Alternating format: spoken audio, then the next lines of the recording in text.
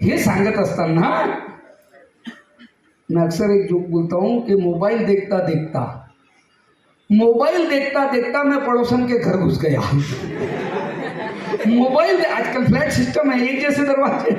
Mobile देखता देखता मैं पड़ोसन के घर घुस गया, उसने भी सीरियल देखते देखते चाय बना के पिला दी मुझको। म्हणजे आताची परिस्थिती अशी आहे की आपण जे सांगतो ते आपण करतो काय आहे। कमीत कमी जेवण चांगल्या पद्धतीने केलं पाहिजे, जेवण करताना आपण बाकीच्याकडे दुर्लक्ष केलं पाहिजे, हे सांगताना पालकांचं लक्ष कुठं आहे।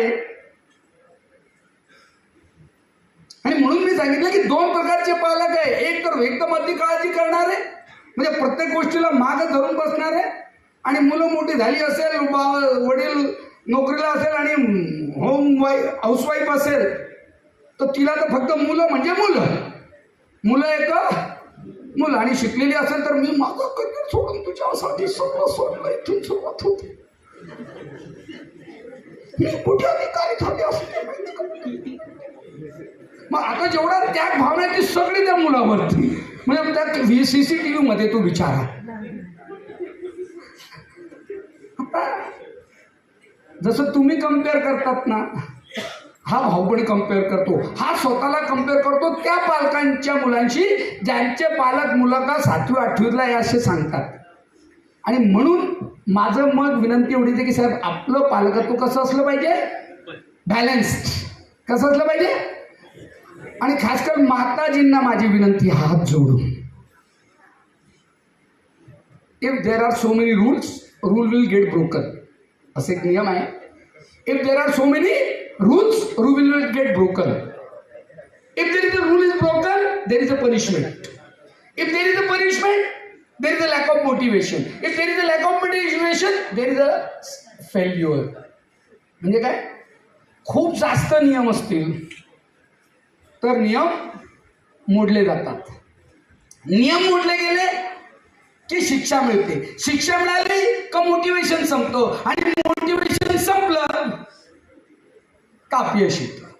आणि म्हणून पालकांना माझी विनंती आहे, खासकर माताजींना सगळ्या इथं आलेल्या, बोलायचं कधी, until and unless it is not harmful for you और फॉर चाइल्ड।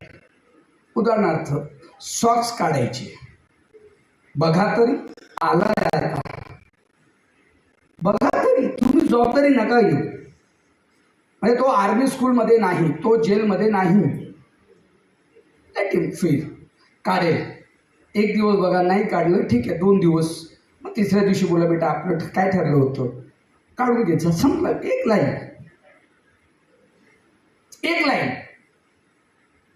लाईन त्याच्यावरती नाही। तुम्ही जितकं जास्त बोलतात ना, ज्या आई जेवढी जास्त बोलते तेवढं मुलांवरती त्यांचा प्रभाव कमी होत जातो, एक लक्षात घ्या। आणि म्हणून आपण बोलताना जितकं महत्वाचं बोलणार, कमी बोलणार आणि महत्वाचं बोलणार, तेवढं मुलांना अपील करतं, कारण मुलांना पटतं, कळतं की ही कधीतरी बोलते पण कामाचं बोलते, राईट। आता वडिलांसाठी जे खूप बिझी असतात त्यांच्यासाठी एक लाईन, आणि मग मुलांकडे येतो। काय माहिती आहे का, आपल्याकडं प्रत्येक गोष्टीला जबाबदार कोणाला धरलं गेलंय, स्त्रीला। म्हणजे समजा सासूला सांगितलं सुनेनं दारू पिऊन यायला लागलेत बरं का, सासूचं उत्तर काय असतं माहिती आहे का, पहिले नाही यायचा, हा तू आल्यापासून वाटलंय त्याचं। म्हणजे काही झालं तर जबाबदार कोण, स्त्री। मुलाला कमी मार्क मिळाले, जबाबदार कोण, आई। घरात कचरा दिसला, जबाबदार कोण, म्हणजे काही झालं तर ती बिचारी आई, आणि ती बिचारीचं म्हणणं असं असतं, राब राब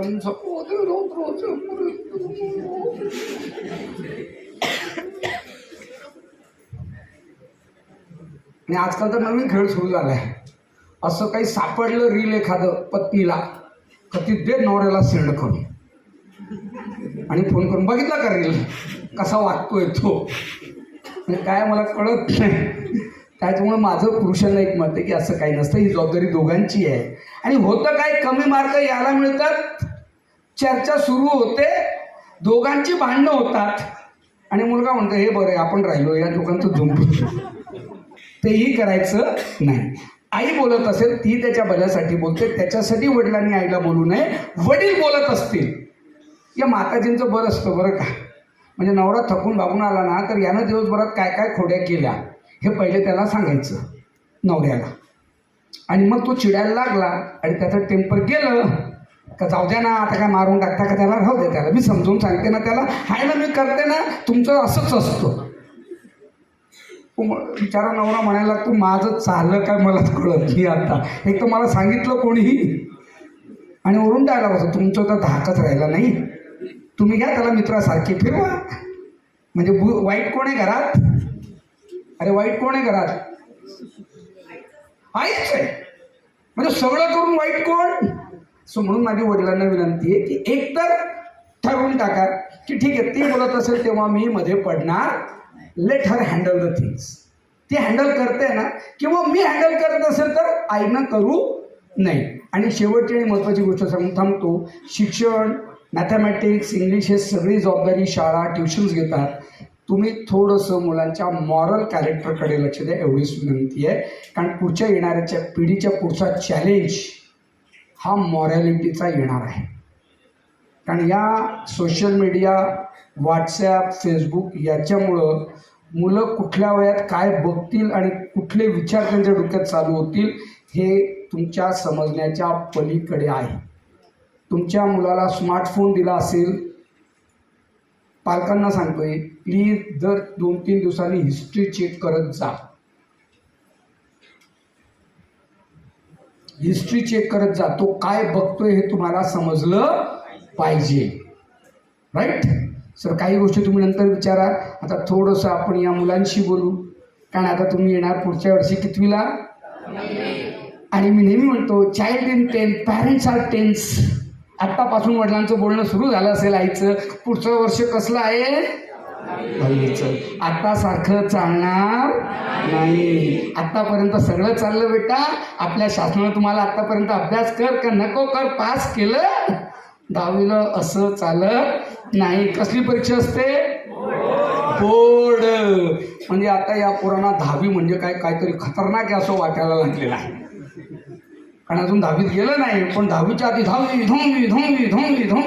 आणि 10वीला आल्यानंतर तर दिवसातनं 10 वेळा 10वी ऐकल्याशिवाय काही यांचं खरं नाही. मग एवढ्या टेन्शनमध्ये गेलं. तुम्हाला एक सांग, टेन्शनमध्ये कोणी यायचं नाही. जो नियमित अभ्यास करतो, नियमित काम करतो ना, त्याला 10वी येऊ द्या, 12वी येऊ द्या का UPSC येऊ द्या, घाबरायचं पहिलं. 2, तुमच्या डोक्यामध्ये डायव्हर्शन्स काय येतात. कारण हे जे वय आहे ना, म्हणजे मला माफ करा पण मी मुलांसाठी एक गोष्ट चांगली सांगतो. मला देवानं खरंच एकदा सांगितलं ना, तुला काय पाहिजे असं तुम्ही म्हण ऐकली असेल ना, लहानपण देगा.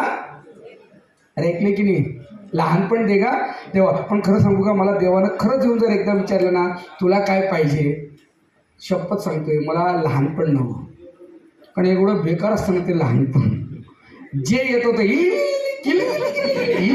आईसारखा बापासारखा ते पोरं म्हणतात मला सरपंच तुम्हाला काय करतं का बा तिकडं, पण ते ओढतात त्याची. मग माझं म्हणणं काय आहे, मला काय आवडेल इकडं बघा, मला तुमच्या वयात यायला हवं. Because this is the golden age of life. 9वी-10वीच्या मुलांना माझं एकच म्हणणं आहे, तुम्ही ज्या वयात आहात मित्रांनो, हा स्वर्ण काळ आहे जीवनाचा. कुठला काळ आहे? Golden age. का? कारण या वयातल्या सगळ्या भावना तीव्र असतात, एकदम हाय लेवलला. म्हणजे एखाद दिवस नुसता हेअरस्टाईल असा केला थोडासा आणि एखादा मित्र म्हटला या साईडने ना तू त्या हिरो सारखा दिसतो, तर तो दिवसभर तसाच फिरतो, मग सरळच होतो. एखाद्या मुलीनं अशी काहीतरी काढली आणि मग तिच्यासारखं मग ती दिवस अगं पण तिचा चेहरा बघ, तुझा श्रीलंका आहे, त्याचं कसं करायचं. पण काय नाही, या मुला-मुलींचं कसं असतं, एकतर आनंदात राहतात ना ते एकदम दुःखात राहतात.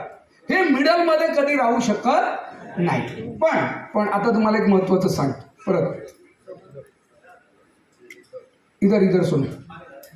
ह्या वयात तुम्ही जे ठरवतात ना बेटा, इकडे बघा, मी 90% पालकांनी सांगेन आणि विद्यार्थ्यांनी सांगेन की मुलाचा गोल सेट करण्यामध्ये त्याला मदत करा. कशात मदत करा? मग तुम्हाला त्याच्या पाठीमागं लागावं लागणार. Once he got and motivated, आणि ते मोटिवेशन काय असतं इकडे बघा, ते असतं सेल्फ मोटिवेशन. दोन मोटिवेशन्स असतात. एक असतो इंटरनल